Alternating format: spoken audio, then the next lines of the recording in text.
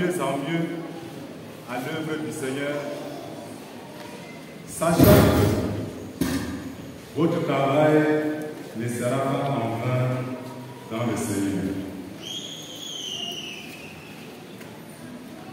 On pouvait simplement lire ce verset et dire que le Seigneur vous bénisse. Amen. Parce qu'il n'y a rien de compliqué. Il n'y a rien que l'on puisse encore expliquer à quelqu'un ici ce matin le sens de cette parole. Prions le Seigneur. Notre Seigneur, nous sommes devant toi ce matin. Nous passons ce moment en ta présence. En ce moment, nous invitons, Seigneur, le Saint-Esprit, afin de habiter dans nos cœurs. Et que le Saint-Esprit nous révèle davantage le sens et la profondeur de cette parole. Seigneur, que tout esprit qui ne te glorifie pas soit chassé du milieu de nous et que tu disposes nos cœurs à t'écouter ce matin. Je suis tous à mettre en pratique ta parole. Nous t'avons prié dans le nom de Jésus-Christ. Amen. Le texte de notre méditation, c'est ce verset unique de la lettre de Paul aux Corinthiens, chapitre 15, verset 58. Ce verset commence par ainsi, mes frères bien-aimés. Ce qui insinue ici une conclusion. C'est une conclusion quand on dit ainsi. Cela traduit une conclusion par rapport à un développement qui s'est passé. L'apôtre Paul, dans le livre aux Corinthiens, dans sa première lettre, de façon spécifique, aborde plusieurs thèmes au regard du contexte. Le contexte social de l'époque, le contexte économique de la ville de Corinthe et le contexte spirituel. Je voulais qu'on aborde un peu quel est ce contexte de la ville de Corinthe de l'époque. Il faut savoir que la merveilleuse église de Corinthe a été fondée par l'apôtre Paul. Et c'était un joyau dans son œuvre missionnaire. L'apôtre Paul a donc reçu une lettre d'une partie de cette communauté pour lui poser un certain nombre de problèmes qui sont en difficulté. En fait, cette église que l'apôtre Paul avait fondée était en train de faire faillite. Parce que l'église soit à Corinthe, c'est une bonne chose. Mais que Corinthe soit dans l'église, l'apôtre Paul ne pouvait pas supporter cela. La ville de Corinthe était caractérisée en ce moment par sa richesse. C'était une ville glorieuse sur le plan économique. Et il y avait donc brassage. Il y avait donc des étrangers qui venaient faire fortune dans la ville de Corinthe. Ce qui caractérisait cette population avec cet épanouissement économique, c'était la luxure. Cette population aimait le luxe. Et ils étaient aussi passionnés par le plaisir. C'est pour cela qu'on dit que la ville de Corinthe avait deux dieux. Le dieu du luxe et le dieu du plaisir. Ainsi donc, tous ces plaisirs, toutes ces passions du monde, ou alors qui se vivaient dans le monde, ces passions sont retrouvées au sein de l'église de Corinthe. Ça a dû donc créer beaucoup de difficultés, beaucoup de divisions même au sein de cette communauté. C'est donc une tragédie, on peut le dire, que l'Église était en train de traverser en ce moment-là. C'était une période très difficile sur le plan spirituel pour l'Église de Corinthe. Ils étaient en danger. Il y avait donc un relâchement total. Surtout que il y avait des faux docteurs. Parce qu'il faut souligner aussi que Corinthe avait de grandes institutions qui développaient de grandes théories et de grandes philosophies. L'une d'entre elles, c'était de dire que le Christ n'est pas ressuscité. Et quand nous lisons tout le chapitre 15 de 1 Corinthiens, nous voyons comment l'apôtre Paul insiste sur cet aspect. Il fait une démonstration en écrivant aux fidèles de Corinthe, étape par étape, de façon méthodique, de façon pédagogique, pour leur montrer que ce que leur disait cette philosophie était erroné, que c'était faux et qu'ils devaient faire attention. En tirant ainsi les conséquences extrêmes de cette fausse doctrine qui était véhiculée à l'époque dans la ville de Corinthe, l'apôtre Paul n'apportait pas un nouvel évangile, mais il apportait ce qu'il avait déjà eu à sceller, ce qu'il avait déjà eu à enseigner aux Corinthiens.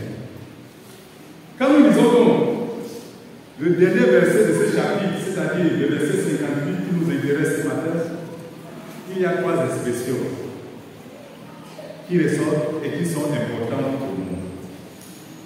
Soyez fermes, soyez inébranlables, travaillez de mieux en mieux.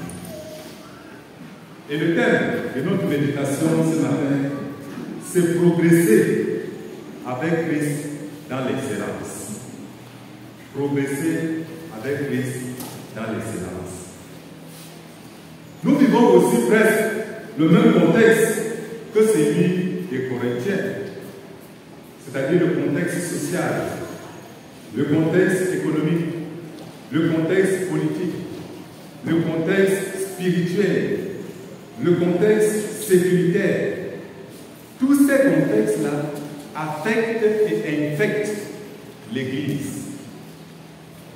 Ça nous affecte d'une manière ou d'une autre quand nous regardons le dehors. Cela impacte notre façon d'agir. Cela impacte notre façon de réagir. Et cela impacte notre façon de réfléchir.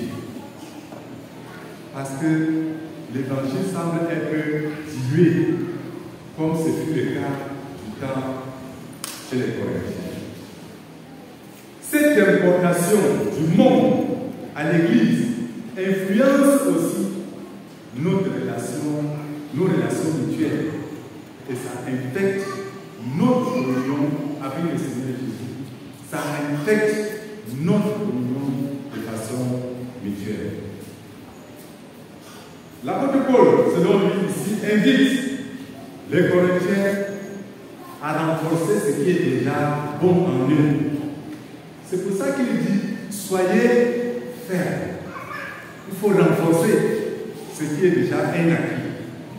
Il faut préserver ce qui est déjà bon et ce que vous avez retenu de moi.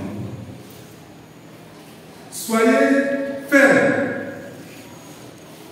L'apôtre Paul invite les Corinthiens à être forts, mais surtout à mettre leur confiance dans le Seigneur.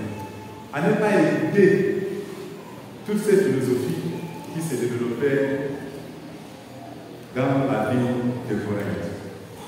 Il invitait aussi les Corinthiens à visiter et à revisiter leur foi et leur manière de servir le Seigneur. Bien-aimés, chers frères et sœurs, le verset 58 invite chacun de nous à résister à toute perturbation intérieure et à toute perturbation extérieure. C'est pour cela que l'apôtre Paul dit, restez inébranlables, c'est-à-dire qu'on ne puisse même pas vous secouer. Restez inébranlable face à tous les soucis de la vie. Restez inébranlable face à toutes les tentations du monde et qui sont importées au sein de l'Église. Quand on dit un arbre, cet arbre est inébranlable, on peut faire cette comparaison.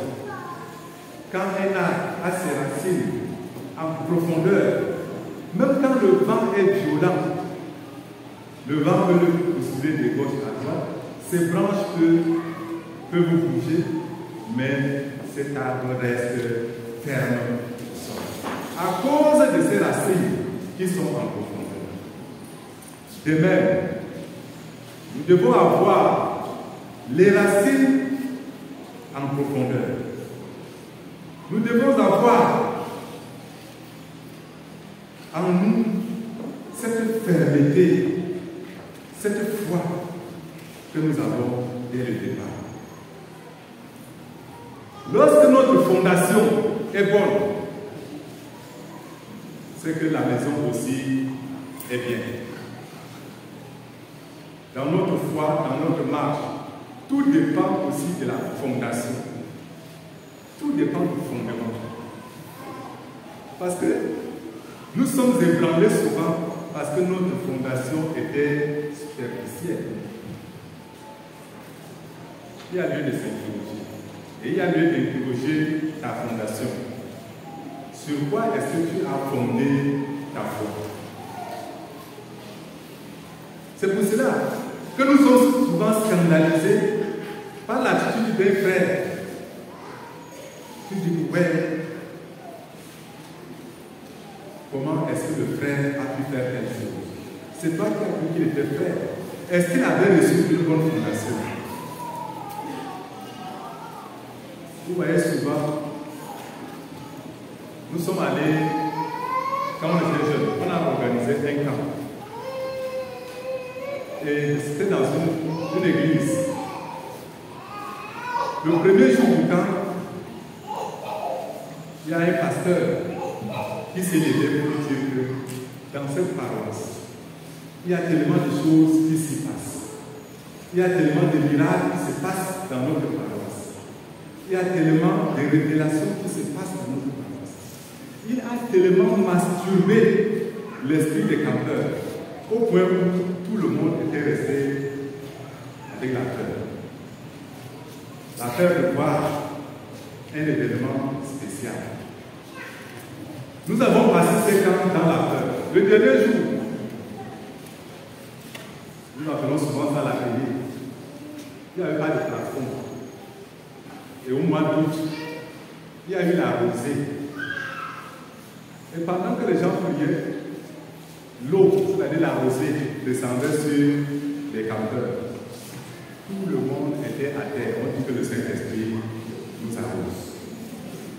Les gens ont commencé à se confesser. C'était une fausse confession. Parce que c'est la confession basée sur la peur. La peur nous avons subi la dernière fois. La peur peut nous pousser à faire une fausse confession. Lorsque l'esprit est suffisamment masturbé. C'est vrai ou c'est vrai? Hein? C'est vrai ou c'est vrai? La peur peut nous pousser à faire une mauvaise récompense. Et lorsque la fondation, le début est mauvais, alors on sera très vite ébranlé. On ne sera pas ferme.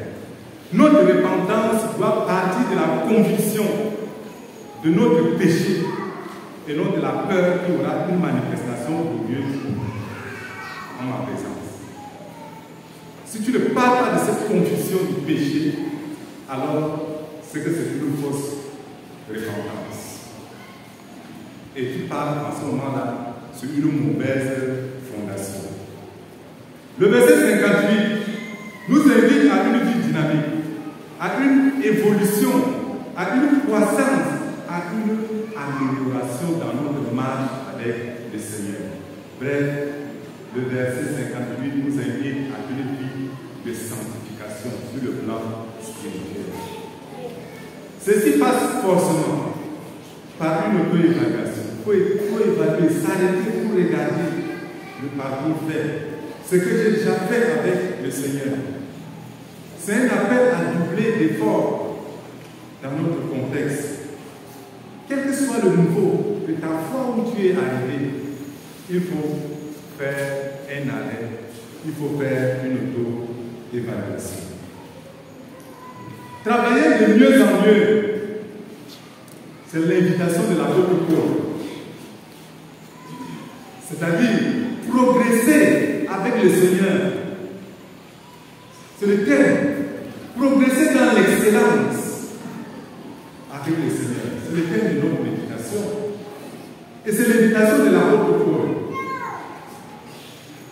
Travaillant de mieux en mieux à l'œuvre du Seigneur, c'est-à-dire de rechercher l'excellence. Nous devons rechercher l'excellence dans notre marche avec le Seigneur. Travailler de mieux en mieux dans le souci de transformer notre vie, dans le souci de transformer la vie des autres, dans le souci de transformer la vie de la communauté. Et nous savons que l'apôtre Paul est un bel exemple sur ce plan-là. Lorsque nous lisons Actes chapitre 18, à la maison, je vous invite de lire ce chapitre. Nous retrouvons comment l'évangile est arrivé à Corinthe. Et vous allez tout comprendre. Alors l'évangile arrive à Corinthe. Paul, qui est un évangéliste international, de renommée internationale, est arrivé dans la ville de Corinthe, n'a fait aucune affiche. Il n'a pas fait d'affiche qui aura une grande campagne d'évangélisation. Quand il est arrivé, il a cherché à travers la ville un atelier, c'est la parole, Actes chapitre 18, un atelier pour exercer son métier. Il a trouvé un petit atelier quelque part où il a commencé à fabriquer des tentes. Mais pour être plus efficace, il a rencontré Aquilas et Priscille, qui étaient chassés par le proconsul de Rome, qui sont aussi arrivés dans la ville de Corinthe. Et ils se sont associés pour faire des tentes. On dit qu'ils sont excellés dans ce domaine. Ça veut dire que pour exceller, seul, souvent on ne peut pas. Il faut se mettre ensemble. Et nous savons que la marche dans le Seigneur, c'est une marche collective. C'est le prix seulement qui est individuel. Plus nous nous associons, plus on devient excellent. L'apôtre Paul lui dit qu'il y a gagné suffisamment d'argent au point qu'il subvenait à ses besoins et aux besoins de la mission. Il n'avait pas besoin de demander l'aide à une communauté quelconque. Là où il a passé 18 mois à Corinthe pour évangéliser, il a demandé l'aide des personnes. Il était plus tard dans une de ses lettres. Je l'ai aidé à la solde des personnes. C'est parce qu'il a recherché à travailler avec excellence. Et il a trouvé que seul, il ne pouvait pas arriver à ses objectifs. Il s'est associé à Aquilas et à Priscille. Il faut donc fixer des normes, comme l'apôtre Paul aussi. Fixer des normes dans notre vie. Fixer des objectifs en tant que disciple de Christ, c'est-à-dire dire que sur le plan spirituel, je voudrais arriver à tel niveau. Je voudrais faire telle chose avec le Seigneur. Mais quand nous naviguons à vue, quand nous ne planifions pas nos objectifs, nous ne pourrons pas exceller. Parce que l'excellence est la qualité d'être exceptionnel. L'excellence est une qualité d'être exceptionnel. Et l'invitation de ce matin de l'apôtre Paul, qui dit travaillant de mieux en mieux à l'œuvre du Seigneur, est une invitation à chacun de nous à être excellent. Excellent. Dépasser, c'est surpasser, transcender. Ça veut dire que souvent nous sommes appelés à aller au-delà de certaines limites. Il y a les limites que tout le monde peut arriver. Mais pour l'enfant de Dieu, le Seigneur nous demande de dépasser ces limites où tout le monde peut arriver. Sinon, il n'y aura pas une différence entre toi et celui qui n'est pas enfant de Dieu. Selon le point de vue du monde, l'excellence se définit en termes de concurrence, c'est-à-dire de faire concurrence pour dépasser l'autre. L'excellence peut amener, selon le point de vue du monde, à une auto-glorification. Mais selon le point de vue biblique, l'excellence est une vertu. Est une vertu. Parce que l'apôtre Paul lui déclare dans 1 Corinthiens chapitre 10, verset 39, quoi que vous fassiez, faites tout pour la gloire de Dieu. Même si je vais exceller dans n'importe quel domaine, ça doit être pour la gloire de Dieu. Non dans le but de faire concurrence à X ou à Y. Bien-aimés, la recherche de l'excellence, ce n'est pas une destination. C'est-à-dire, on ne dira pas que vous êtes déjà arrivé à cette destination. Mais la recherche de l'excellence est une direction. C'est-à-dire, ça doit être un style de vie. Ça doit être quelque chose qui nous motive du fond de nous pour pouvoir travailler avec le Seigneur, pour pouvoir marcher avec le Seigneur. La recherche de l'excellence, je disais, est un style de vie. Ça doit faire correspondre notre potentiel à la pratique. Parce que nous avons tellement de potentiel en nous. Moi j'en ai, toi tu en as, chacun de nous en a. Mais ces potentiels sont souvent enfouis, même sur le plan spirituel. J'ai trahis l'autre jour, le président disait que les jeunes là ne travaillaient pas. Il parle de la chorale. Il a aussi parlé de. Il a parlé de quoi? Il a aussi parlé du Louis Chelem. Il dit toujours les mêmes chants alors que vous avez du potentiel. Est-ce que j'ai trahi?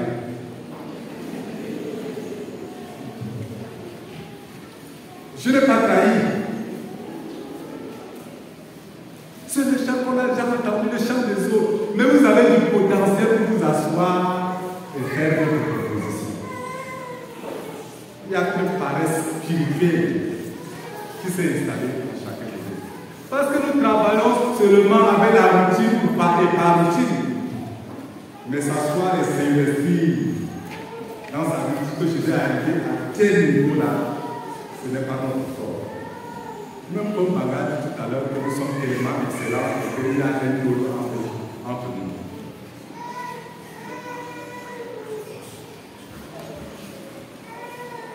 C'est peut-être un défi, mais c'est aussi ça le but de l'apôtre Paul. Il lançait ce défi aux Corinthiens de se surpasser malgré toutes ces conditions. Que ces conditions difficiles sur le plan spirituel ne doivent pas être des obstacles, mais au contraire, ça va être pour vous des défis à relever. Autrement dit, les difficultés doivent être pour nous des défis à relever. On voudrait que Madame Temba, la prochaine fois, dimanche prochain, que ce soit votre composition que l'on exécute ici. Parce que vous allez vous asseoir pour écrire le texte. C'est valable pour les jeunes, pour les femmes, on ne sait pas. Vous importez souvent ça. Donnez-moi une composition de vous. Il y en a. Est-ce qu'il y a une composition d'une femme de la Carale? Il y en a. Maman Mouni. Vous ne répondez pas. Je vous lance ce défi. Je vous donne 2 semaines. Vous devez exécuter un cantique qui émane de votre composition. D'un de vous, nous devons rechercher l'excellence, pas seulement faire le copiage. Je n'ai pas dit que louer en exécutant le chant des autres, c'est mon fait. Mais ce que le Seigneur attend de nous, il y a des talents enfouis en nous, il y a ce potentiel qui est enfoui en nous et que nous n'utilisons pas. Rechercher l'excellence consiste, frères et sœurs, à poursuivre et à faire mieux qu'hier. Consiste à faire exploser nos dons et nos talents que Dieu nous a donnés. Dieu ne nous demande pas l'impossible, mais Dieu nous demande ce qui est impossible et ce qu'il a mis en nous. Mais il faut reconnaître que nous sommes tous versés dans la médiocrité. Les élèves et les étudiants, c'est la médiocrité, on se contente. L'année passée, quand j'ai dit ici, lors de la remise de prix, quand j'ai dit du sport, ça a créé tellement de problèmes. Non, j'ai dit pas polo. Vous savez que le polo n'a pas créé de problème. Non. Les gens sont venus par derrière pour dire qu'il ne faut pas dire polo. Mais si vous ne voulez pas polo, et autre chose, moi je croyais que c'était un défi que l'on vous lançait. Et je crois que cette année, le défi sera réveillé. Et qu'il n'y aura pas de polo.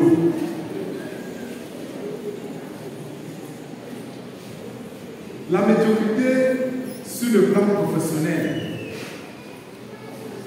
Parce que chacun reste et dit que bon. Maintenant, c'est la conscience proportionnelle et non la conscience professionnelle. Conscience proportionnelle à l'argent. Et on essaie. Tu ne veux pas obliger seulement de faire. Multiplie ce que tu peux.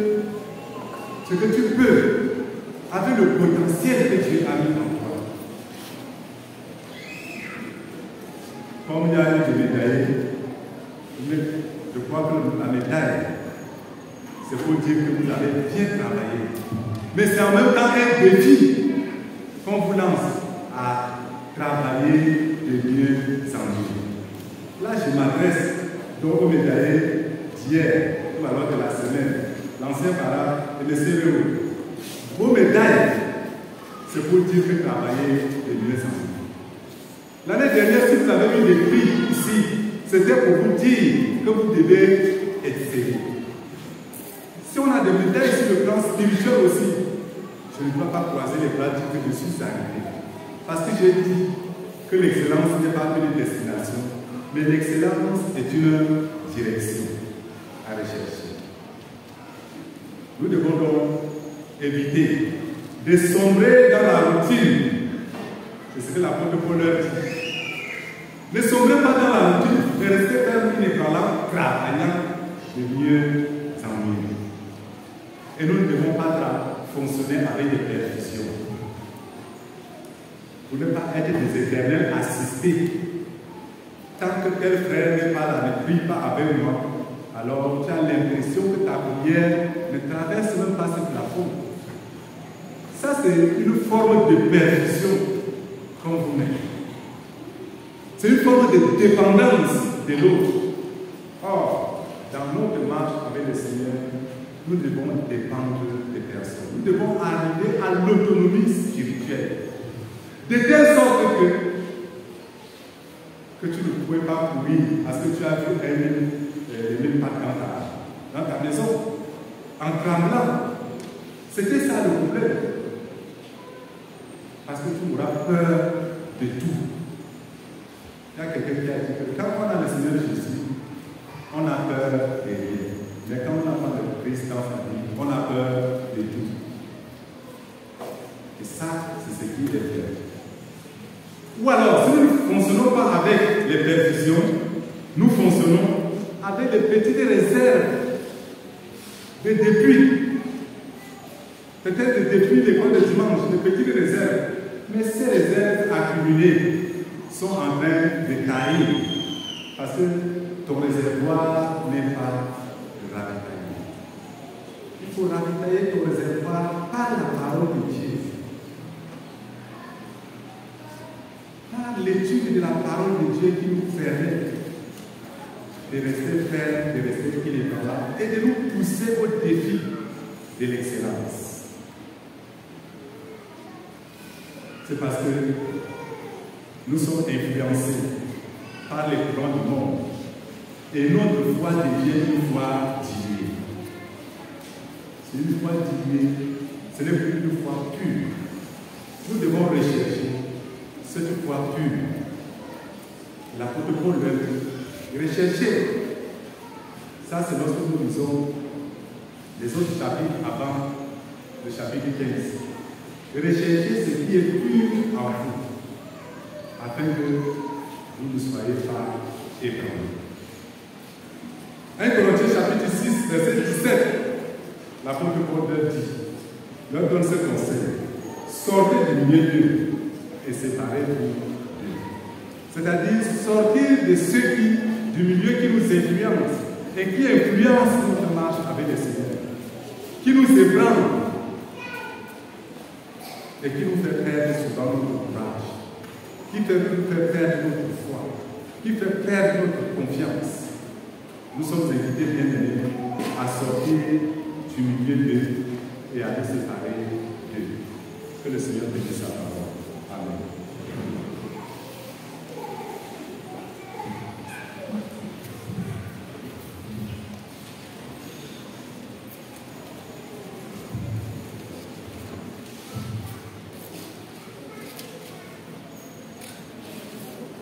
Nous remercions les messagers. Nous avions tout compris. Le messager nous a dit ici, nous devions progresser avec le Seigneur dans l'excellence.